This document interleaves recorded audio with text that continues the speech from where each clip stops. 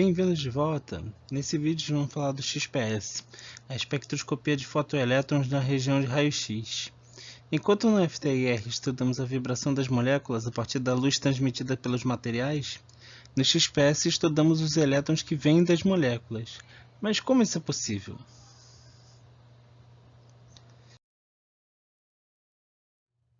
Voltando para mais um daqueles tópicos dos experimentos pré-quânticos, o efeito fotoelétrico, à primeira vista, parece que serviu apenas para dar um Nobel para o Einstein, mas é a base para a técnica do XPS. A incidência de fótons de uma determinada energia em um material faz com que elétrons sejam ionizados da amostra, e são esses elétrons que nós estudamos.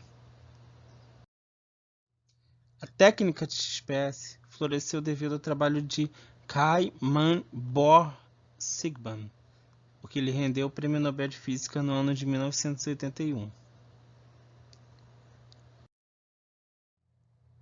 O efeito fotoelétrico pode ser resumido a partir da seguinte equação, onde Sc é a energia cinética do fotoelétron, Hν é a energia do fotoincidente, L é a energia de ligação e φ é a função trabalho. A energia de ligação é a energia que retém o elétron na nuvem eletrônica da molécula em questão, enquanto que a função trabalho é a energia extra que retém o elétron dentro da amostra. Para que o elétron seja ionizado, o fóton deve ter uma energia superior à soma dessas duas. Por isso que durante os estudos iniciais sobre o efeito fotoelétrico, se viu que a emissão de partículas só ocorria após utilizarem fótons de determinada energia. Para emitir os fótons, primeiro precisamos de um emissor de elétrons, por mais contraintuitivo que pareça. Esses elétrons são emitidos de um filamento de titânio aquecido e que emite elétrons pelo efeito termoiônico. São elétrons bastante energéticos, que em contato com uma fonte de fótons, que é normalmente de magnésio ou alumínio, fazem com que ocorra a emissão de fótons a partir de processos de relaxação do sistema. É um processo com um rendimento bastante baixo, mas é o suficiente para que possamos fazer nossa análise. Os fótons emitidos passam por um monocromador, para garantir que tenhamos um comprimento de onda bem definido, então serão direcionados para a amostra, que recebe os fótons, absorve e emite elétrons ionizados. Esse processo pode ser visto nessa figura. Dois fatores que vão influenciar o tipo de fotoelétron emitido são o tipo de amostra e a energia do fóton. Como sabemos, conforme descemos na tabela periódica, aumentamos também o raio atômico, o número de camadas energéticas e nos distanciamos do núcleo, o que exige uma energia cada vez maior para que os elétrons das camadas mais internas sejam ionizados. A fonte de alumínio, onde utilizamos a energia chamada de alumínio Ka, é de 1486,5 eV e é capaz de ionizar elétrons da camada 1s até o flúor. Abaixo disso, passamos a estudar os elétrons do tipo 2s ou 2p e assim sucessivamente. Como dito, essa energia depende da fonte. Com fontes que fornecem fótons de maior energia, podemos novamente passar a estudar elétrons da camada 1s, mesmo para elementos de maior número atômico. Os elétrons emitidos precisam de um livre caminho médio considerável para que representem de forma fiel o que estava contido na amostra. E o que é isso? Livre caminho médio é a distância percorrida por uma partícula entre duas colisões. Quanto maior for, por menos colisões ele passa. Dessa forma, garantimos que o elétron que chegou no detetor está como saiu da amostra. Para conseguir um livre caminho médio bom, precisamos de um ambiente com o menor número de partículas possível. E para isso, utilizamos bombas para forçar um vácuo maior dentro do ambiente controlado do equipamento. Por isso que, apesar do efeito fotoelétrico ser conhecido desde o século XIX, o desenvolvimento do XPS só se deu a partir da segunda metade do século XX, devido à necessidade de ultra-alto vácuo para análise. Normalmente, utilizamos uma pressão acima de 10 elevado a menos 8 millibar. Em seguida, os fotoelétrons são acelerados ou retardados por um potencial definido até uma energia chamada de energia de passagem, que tem esse nome por ser a faixa de energia escolhida pelo controlador para que os elétrons passem por um analisador até o detetor. Ela também serve para controlar a resolução da análise.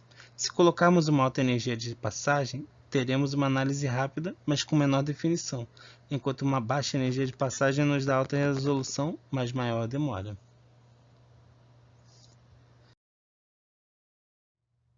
Podemos ver esse processo todo a partir desse GIF da Thermo Scientific. A emissão do elétron, em seguida da emissão do raio-x ao monocromador, em seguida para a amostra, o fotoelétron retardado, acelerado, e em seguida ao detetor. O XPS é uma análise bastante sensível em relação à superfície. Ao contrário do FTIR, que normalmente é uma análise que vê o todo do material, as informações que o XPS nos dá são da ordem de poucos nanômetros de profundidade. Lembram do que eu falei sobre o livre caminho médio? Nós podemos controlar o vácuo para aumentar ele na câmara de análise, mas dentro da amostra o livre caminho médio dos elétrons é sempre pequeno em razão das várias camadas de um sólido.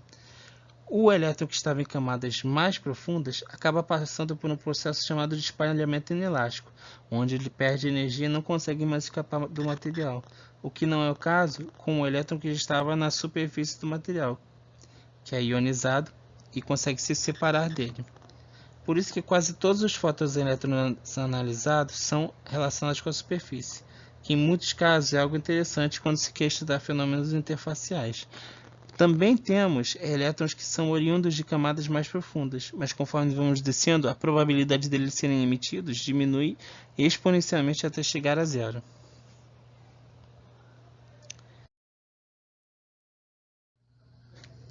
Nesse slide temos uma das aplicações da técnica de XPS.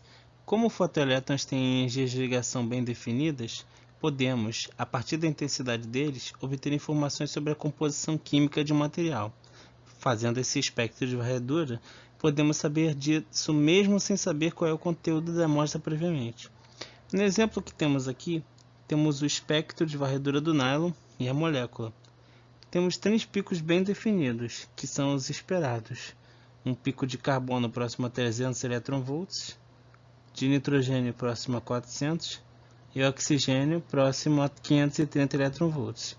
O computador então calcula a área desses picos e a partir dele nos dá a percentagem atômica de cada um deles, o que podemos comparar com a teórica esperada. Se queremos mais informações, fazemos um espectro de alta resolução. E nessa hora o XPS mostra que também pode fornecer informações sobre os tipos de ligação que estão presentes no material. Isso se dá pelo fenômeno do deslocamento químico. Aqui temos como exemplo o PET, tanto sua molécula quanto seu espectro. Vejam que há 3 picos bem definidos aqui, e cada um deles representa uma ligação. O primeiro pico, de maior intensidade e menor energia de ligação, representa o grupamento fenilo. O pico seguinte representa a ligação entre o carbono e o oxigênio. O oxigênio, por ser mais eletronegativo, acaba fazendo com que a nuvem eletrônica esteja mais disponível para ele em detrimento do átomo de carbono. Isso faz com que o carbono tenha uma oferta eletrônica menor para ele, aumentando a energia de ligação dos elétrons em sua vizinhança. Percebam que, quando a ligação é dupla, a oferta de fotoelétrons do carbono é ainda menor, aumentando ainda mais a energia de ligação. Assim, vemos como é o fenômeno do deslocamento químico, como ele pode ser utilizado também para analisarmos que tipos de ligações temos no material estudado, já que esses valores são tabelados. Bem, pessoal, esse é o fim de mais um desses vídeos. Espero que tenham gostado e até a próxima.